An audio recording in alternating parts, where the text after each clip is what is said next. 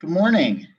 Okay, so we're going to do two things today. The first thing that we're going to do is we're going to work through a couple of conveyances. And the purpose of this is both to make sure that we understand the process of translating conveyances into interests, but also to illustrate a few wrinkles in the law that sort of create complications that you need to be aware of. And then the other thing that we're going to do is I'm going to flag for you the midterm evaluation that I mentioned in the lecture yesterday. So with that, let's get right to it. First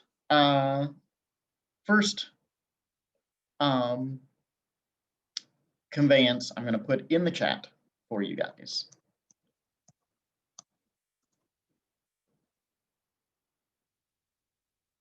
Okay, 2A for life, then to A's heirs. So couple of things. The first thing is today I want us to always start with what does the text of the conveyance say? Some of you will look at this and go, hey, wait a second, this doesn't seem right. There's something wrong here. You're going to want to ask about that. I'm going to tell you now, let's wait. Let's hold off on that. Right now, we just want to say, what does the text of the conveyance say? And so we start with the present interest. So who holds the present interest? What do they get?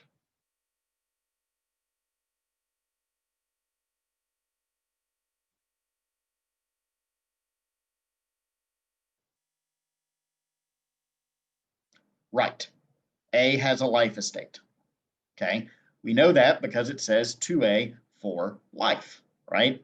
That's the magic words for a life estate. We know that that's a life estate. Okay. Life estates end, right? They end upon the holder's death. So there has to be a future interest. All right, so let me show you guys how I want you to write a future interest. You're going to say what the future interest is, to who holds it, and then you are going to describe the possessory interest. Okay, so what do they get when their future interest vests? Okay, so what future interest exists in this conveyance? What future interest, who holds it, and what is their possessory interest?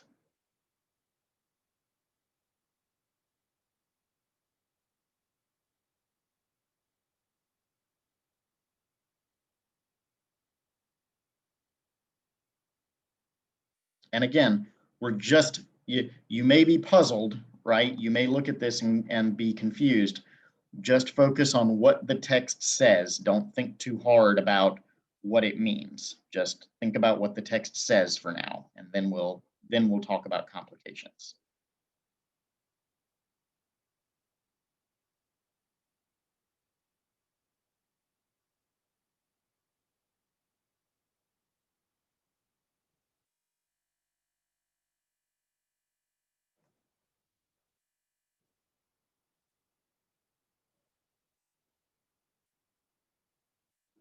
Okay, so sure.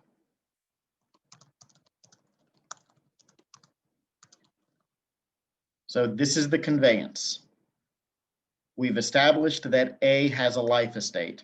What's the future interest that follows?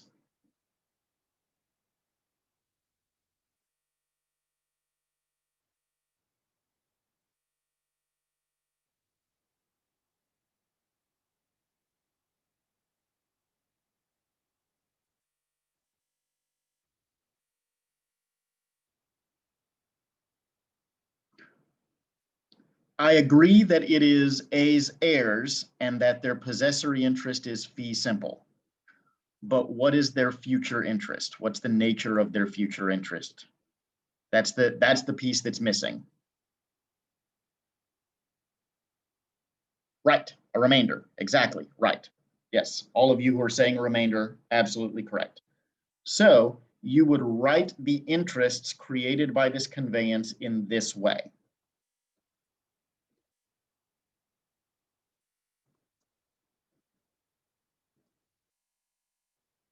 Life estate to A, remainder to A's heirs in fee simple absolute. Now, let me give you a complication. This is a very specific sort of circumstance. Okay, we have a single conveyance that creates a present freehold interest. And all that mean, when we say freehold interest, all we mean is not a lease. Okay, so life estate, fee simple, determinable, fee simple, condition subsequent. Not fee simple absolute for reasons that will become clear. Okay, single conveyance, present freehold interest, and future interest to present holders' heirs. So these are the conditions: single conveyance, present freehold interest, future interest to present holders' heirs. In some jurisdictions, the present interest and the future interest merges. Okay, this is a rule that comes from a case called Shelley's case. And again, this is a British case from sometime in the late Renaissance, early industrial era, where the conveyance purports to create a life estate and then a remainder in the life estate holder's heirs. And the court in Shelley's case rules that that's invalid, that what happens is the present and future interests merge. Okay, so not all jurisdictions follow Shelley's case. In some jurisdictions, the way that we describe the interests is correct, right? Life estate to A, remainder to A's heirs. In jurisdictions where Shelley's case applies, A takes in fee simple absolute. So do we understand this so far? Does this make sense?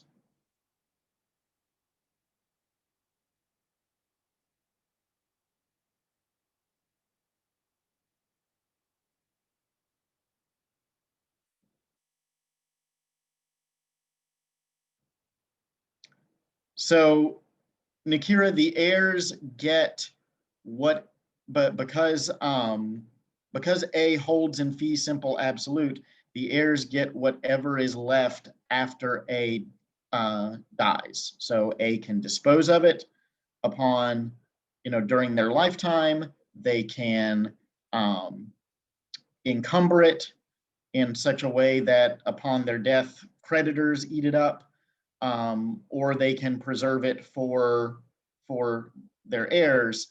The heirs get whatever's left. Does that answer? But assuming that nothing happens, they get the same thing that the conveyance intends for them to get. Okay. So let me give you a different example to sort of illustrate what I mean when I say they get what the conveyance intends for them to get. This is exactly what we're about to do, Megan. This is exactly what we're about to do. So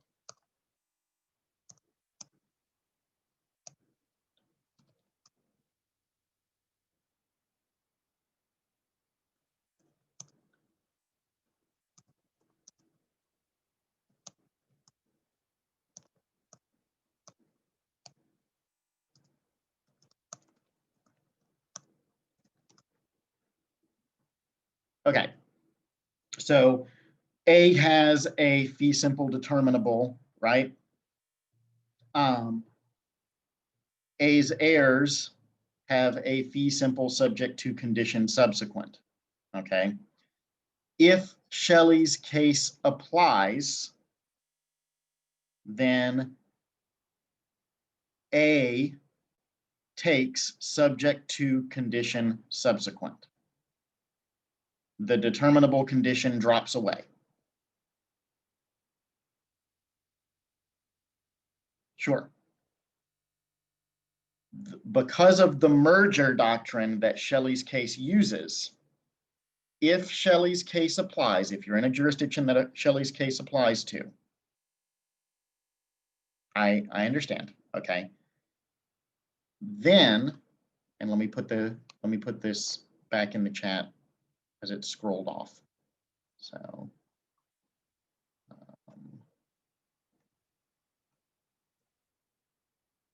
okay. Where Shelley's case applies, the condition that attaches to A drops away because the present and the future interests merge. The condition that attaches to the future interest still applies. Okay. This would be easier. Well, let's see.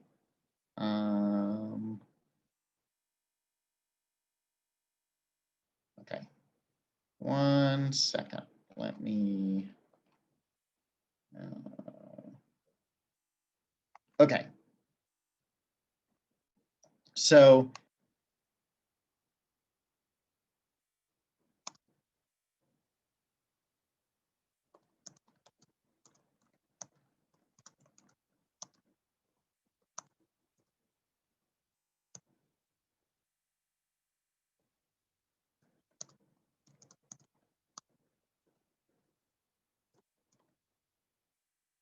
okay. So in a Shelley's case jurisdiction, it's like all of this gets struck out. Okay. Make sense? Make more sense now? Okay. Is this helping? Good. Good, good, good, great, awesome. Yes. So yeah, that's Shelley's case. Okay. And again, it applies single conveyance, present in freehold interest, and future interest in the heirs. Okay. Okay. Great. Awesome. Moving on to the next conveyance.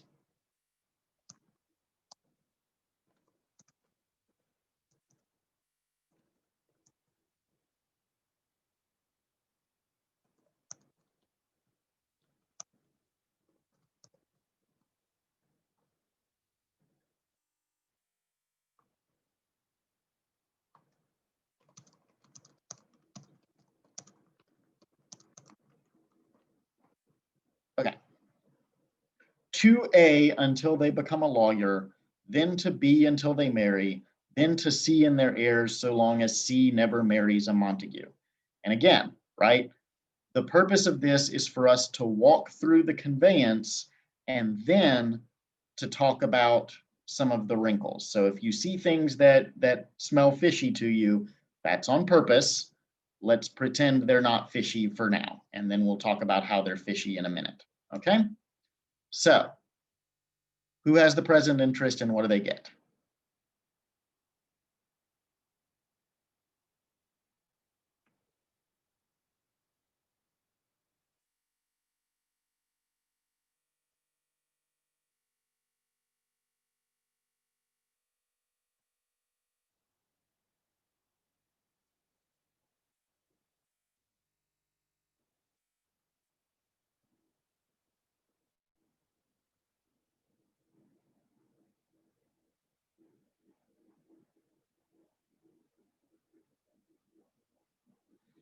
Right. A has a fee simple determinable. Why is it a fee simple determinable?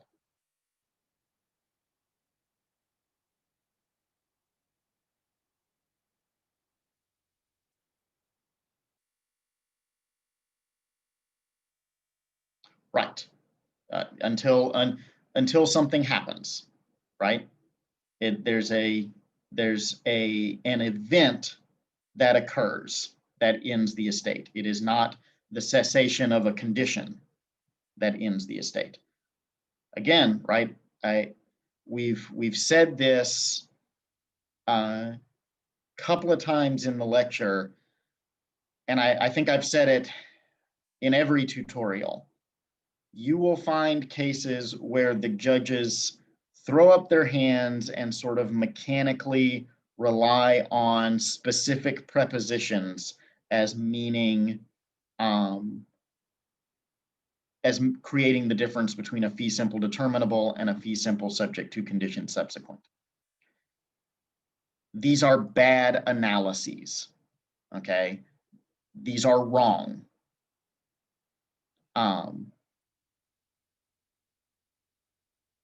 That's not how we want judges to analyze these issues. And the correct way to analyze them, the way that is contained in all the treatises and in the judgments where the judges sort of grapple with the issues correctly, is they ask, what is the intent of the grantor? Okay, and that intent is contained in the event, okay, in the condition. Let me explain what I mean, right? Until, unless, so long as, but if, right? Very shallow analyses of these issues will seize on these words and say, this is what means it's determinable, or this is what means it's condition subsequent. Good analyses, the kind that we want our judges to do, focus on what comes after the preposition. Okay? Is it a discernible, discrete event? Or is it the end of something ongoing? Okay? So you guys are saying that until makes it a fee simple determinable. What if I said I wrote you a conveyance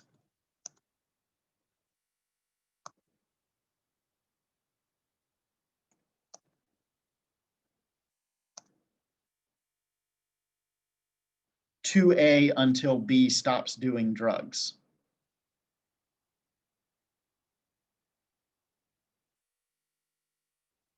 Oh, someone sent me a private message. Let me put that in the chat for everyone.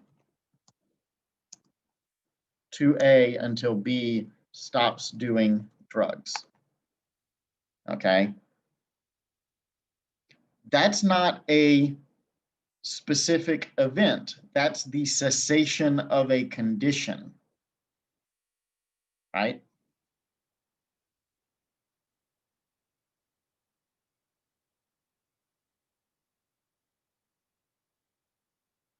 So the preposition can be useful, right? The preposition can be a signal to you. I don't want you to think that it's not helpful, but if you stop at the preposition, you are engaged in a shallow analysis. You have to think about what the condition is that comes after it. Okay? So let me put the conveyance that we're working on back in the chat.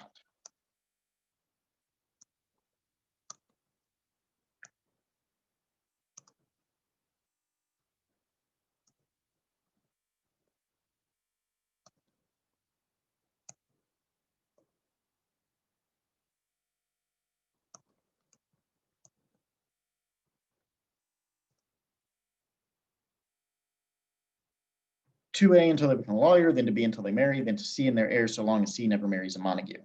So we are in agreement that A has a fee simple determinable because the condition is a discrete event. Fee simple determinables have, have future interests. What is the future interest? Again, future interest to the holder in possessory interest.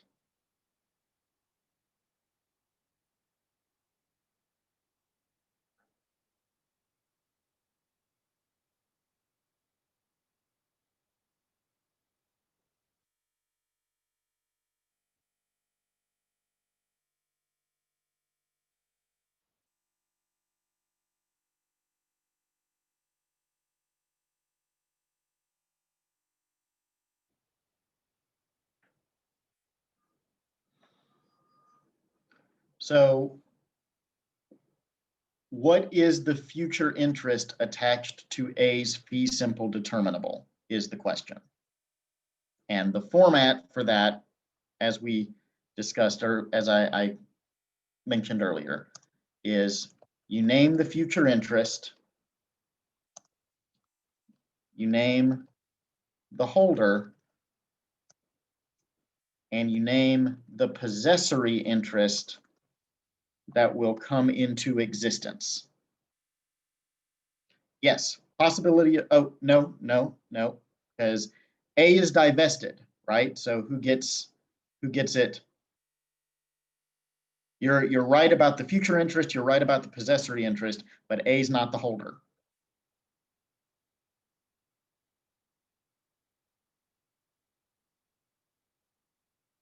Why would you say, why C? What does the language of the conveyance say?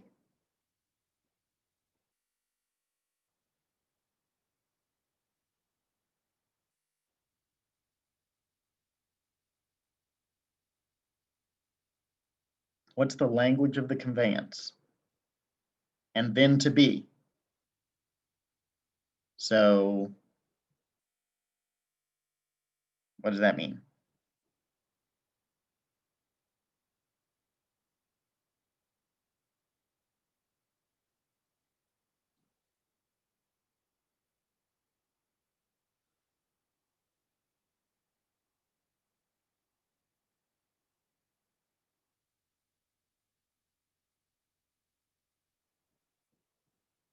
Right, B has the future interest, and we already know that B has that it's a possibility of reverter in fee simple determinable. So possibility of reverter to B in fee simple determinable.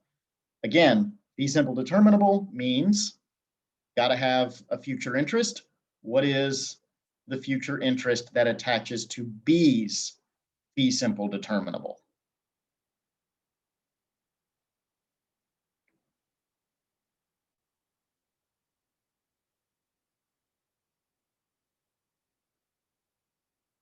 What is the future interest that attaches to B's fee simple determinable?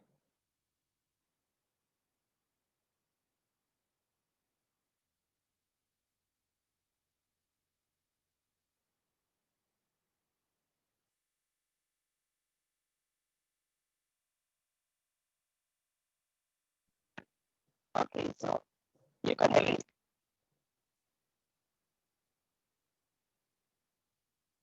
Go ahead, Nakira. Your audio is not great, but go ahead.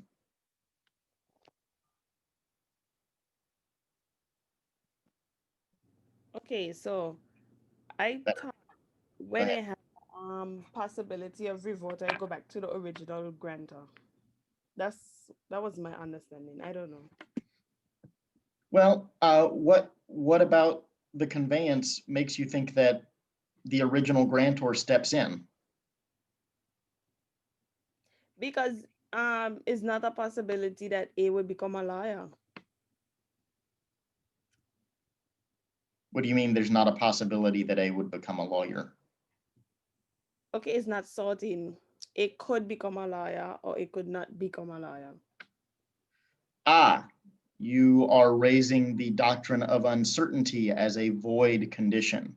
So there are two things, and the the worksheet mentions uncertainty, but does not provide enough detail for you to be able to understand this. The first thing is that the uncertainty only applies to conditions subsequent.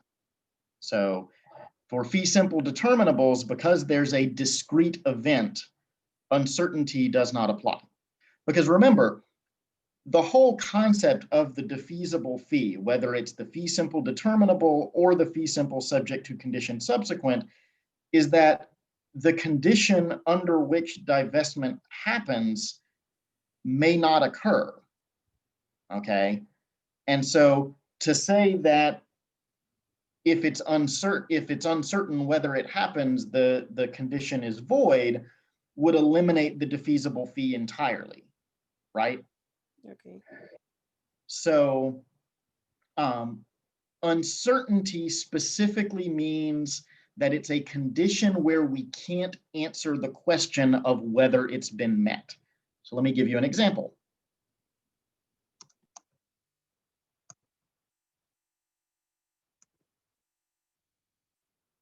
To A, so long as they remain a good person. I don't know about you, but I don't know how you answer that. Maybe, maybe someday we'll have a strong enough science of psychology that we can definitively state that this person is good and this person is bad. But we're not there right now in the year 2020. And so we can't answer whether A has been divested or not. So that's what uncertainty means. We can absolutely answer whether A is a lawyer, right? We know that either they are or they aren't, but we can't answer whether they're a good person. So does that clear things up for you, Nakira? Great, awesome. Okay, so to reiterate where we are, we have a fee simple determinable to A, possibility of reverter to B in fee simple determinable, and then what's the future interest that it attaches to B's fee simple determinable.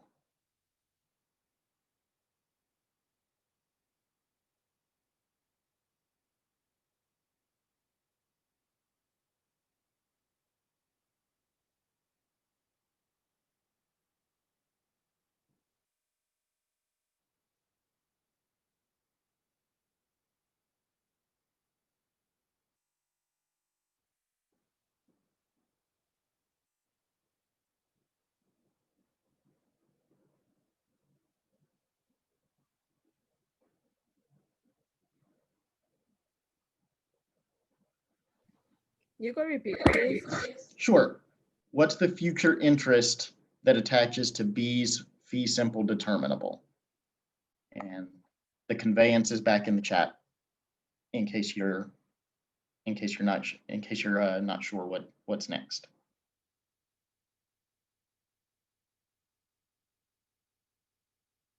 Well, what does the conveyance say? Right? We're walking through the text.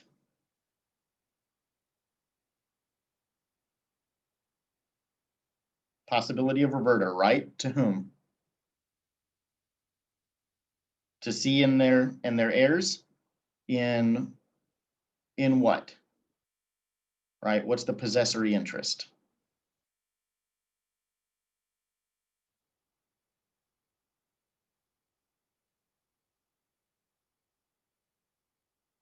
Fee simple determinable. Why do you say fee simple determinable, Martina?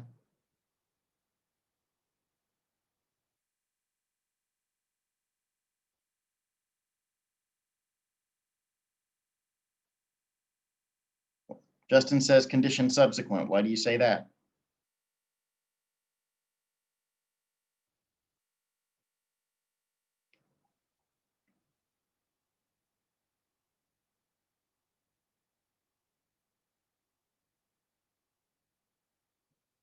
Well, that's not, Justin, that's not quite what the condition says, right? But I think that you're right that it is a description of a cessation, right? It's the cessation of never having married a Montague. Okay. So specifically, it's never having married a Montague. Because it's a defeasible fee, right? It's a condition subsequent. There has to be a future interest. So what's the future interest?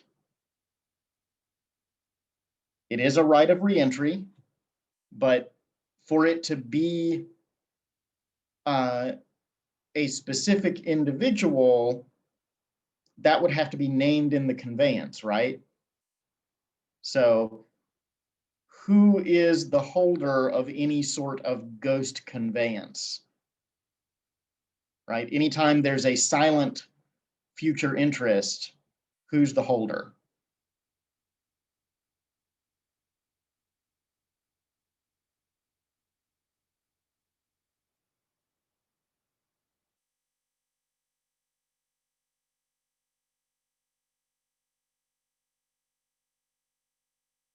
Right, the original grantor, exactly right. And what do they get?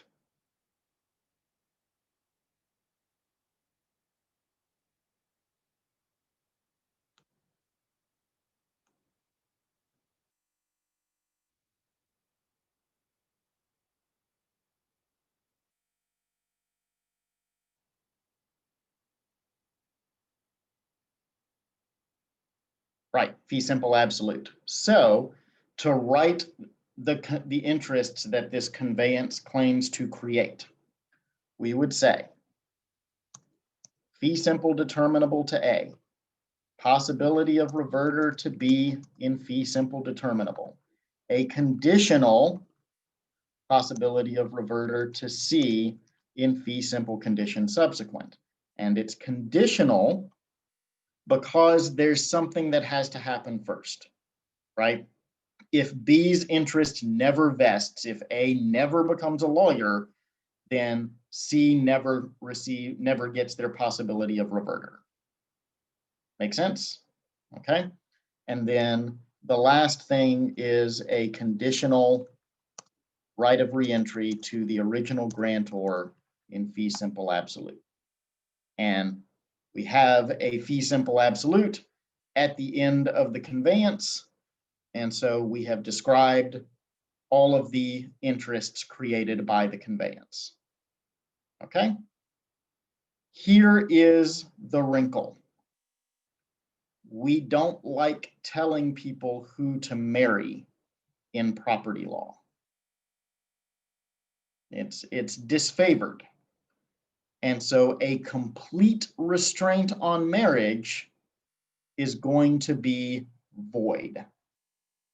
And a void condition in a conveyance means that everything that depends on it drops away. Okay, so once we consider the public policy issue,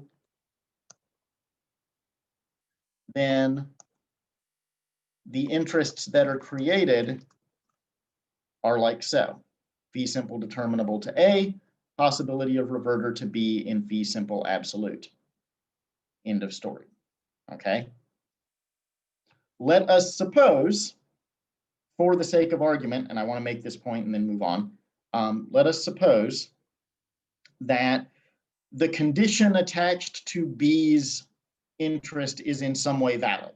Okay, it's a different condition, whatever. Don't change anything else about the conveyance. Just assume that B's condition is valid.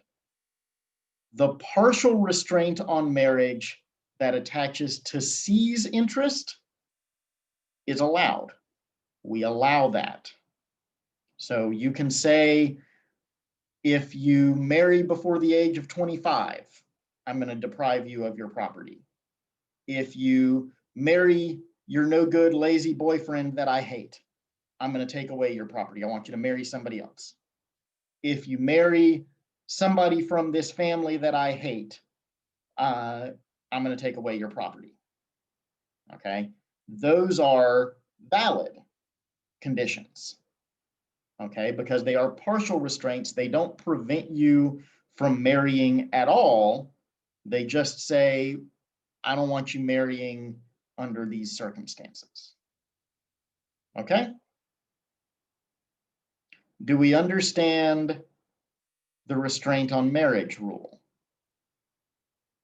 And feel like we've got a grip on this.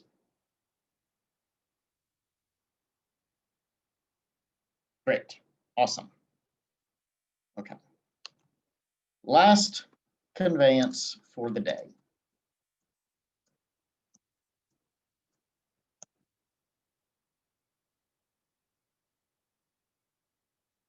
Okay, Tiffany, well, let's pause.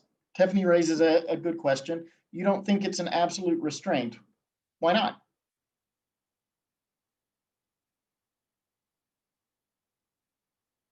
And Rehan, yes, the restraint to C would be valid, assuming that it got that far down the conveyance. So go ahead, Tiffany. Okay, well, in this case, based on what I read, I know it mentions there being a legacy, and the person has a right to say who you should not marry, like not completely restraining marriage, but if it's a legacy and he wants to at least keep it in the family in some way, he can decide who you don't marry. So if that is the case here, it doesn't say that, but if that is the case here, then I don't think it's a complete, well, an absolute restraint. Right, that's exactly right. That's why the restraint on C is valid and the restraint on B is not. Does that make sense?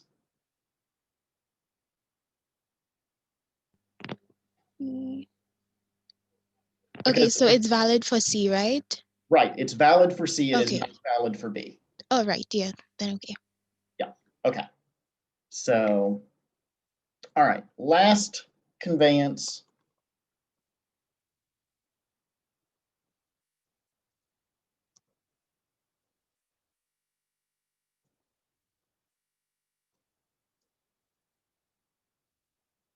To A and their heirs, so long as A never joins the Catholic Church. So again, we start with the text. Who gets the present interest? What do they get?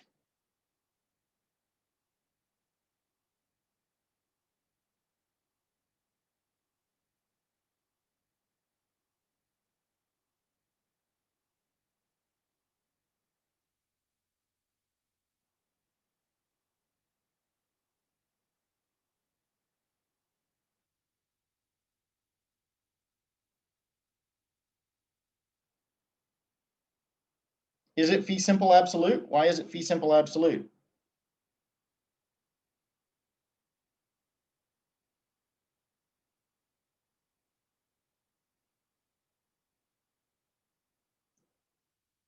So Megan, why do you think it's fee simple absolute? We've seen all three options of the fee now, so we're going to take it in turn. Why do we think fee simple absolute?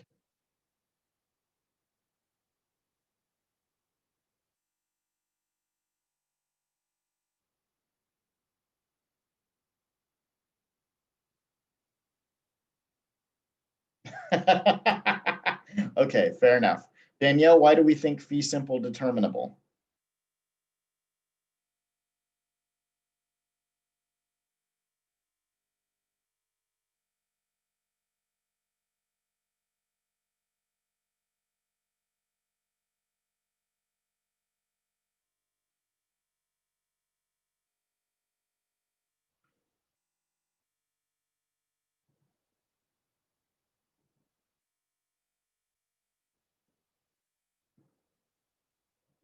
Okay.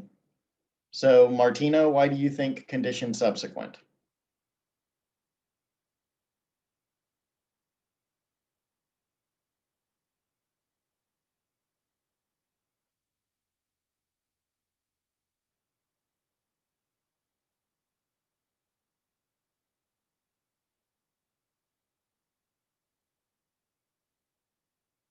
Right. Exactly right. Okay. Exactly right. So we have a condition subsequent, which means we have to have a future interest. What's the future interest? Who holds it? What possessory interest do they have?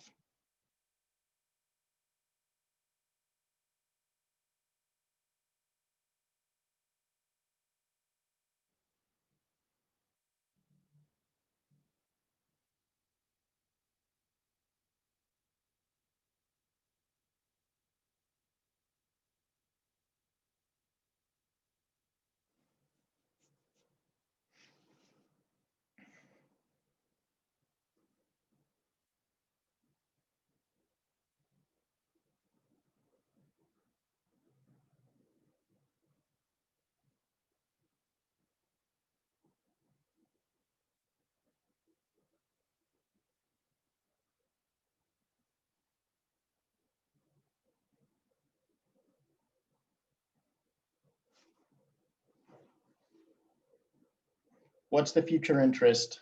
Who's the holder? What do they have? What's the possessory interest?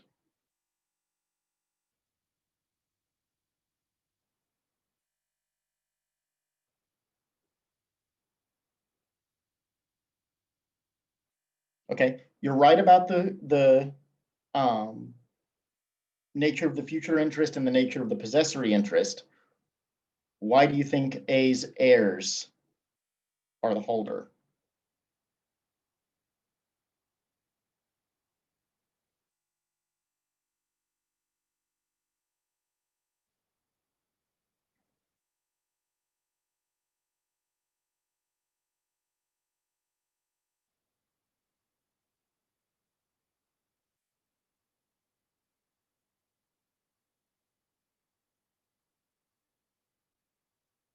Okay, so I was just thinking that it would have gone to A first and then there is, but then the conveyance is to A and there is.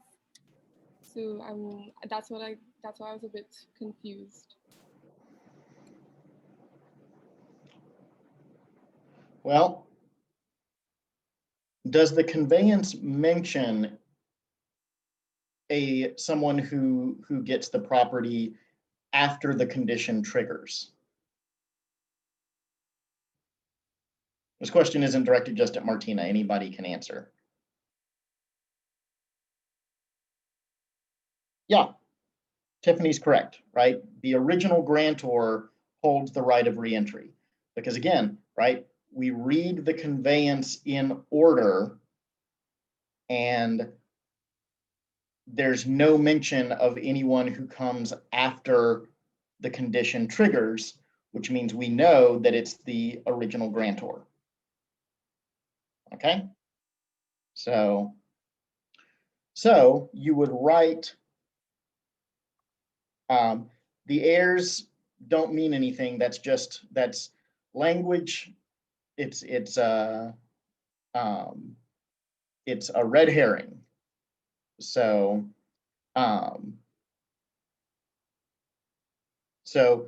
we read the conveyance in order, right?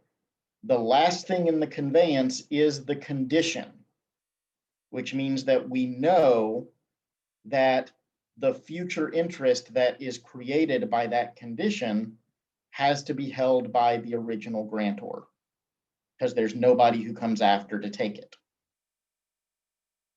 Okay?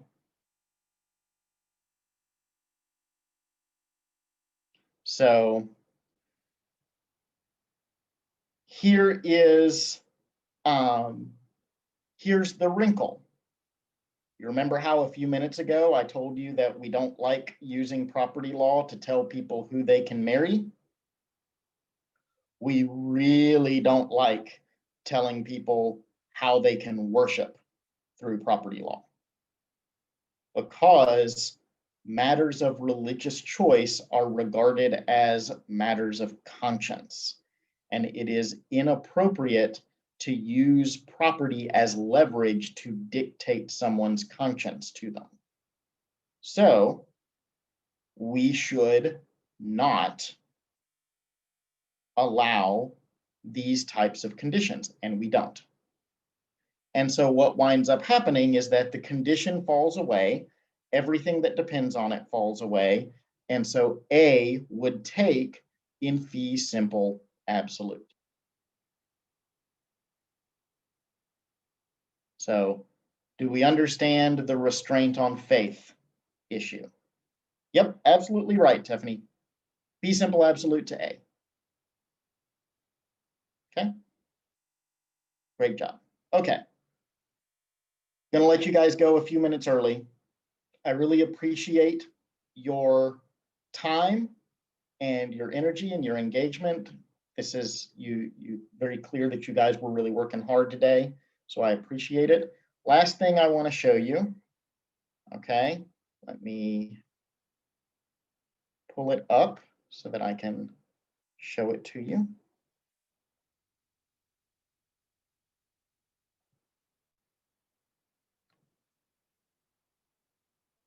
What do you need clarity on? Tiffany, sorry. Okay, the conveyance we did before, where we said that because of the absolute constraint on B, it falls through. So what did we come up with for the final conveyance if everything for him cancels out? I don't have that written down. Yeah, okay, so when void conditions are in conveyances, everything that depends on them falls away. Okay, so everything that comes after that condition ceases to exist. All right, and so those constraints, when they are void, create a fee simple absolute when they fall away. Does that make sense now? Great. Kanaya, you're off mute. Did you have something?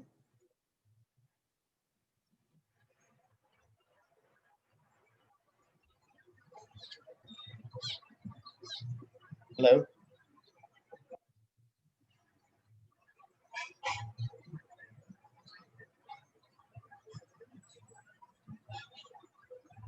Is Ms. Gordon?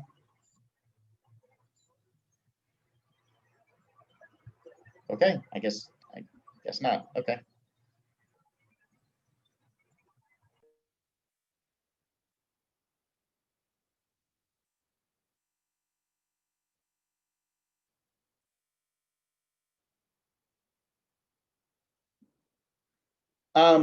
Okay. To the person who just private messaged me, email me this and I will deal with it on e-learning and set you up on that. So just email me so that we can deal with that. Okay. With that, let me show you guys the last thing that I want to show you. Okay. So you're going to go onto the course website, go down to the calendar block for this week, click on the midterm course evaluation, and it's very short, it's anonymous, so you can just put me on blast, but I want to know what's working and what's not working, because I want to do more of the things that are working for you, and I want to do less of the things that are not working for you. Okay? So with that, I'm going to let you guys go, and I'll see you tomorrow. So take care, and bye.